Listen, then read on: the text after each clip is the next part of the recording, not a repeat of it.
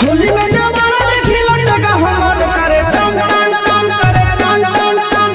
होली में बैगन देखी कूद के जोबन करे टन टन टन करे टन टन टन। भर होली रे हमर चोली रे पानी खोजे कोन कान। होली में जवाना देखी लटका हमर करे टन टन टन करे टन टन टन।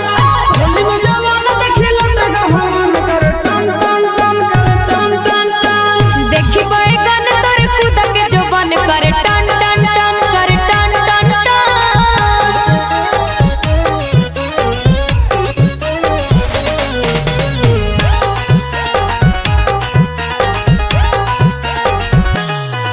अरे चौक पिच करी हको बस बस रे भीतर से जा हको धस धस रे।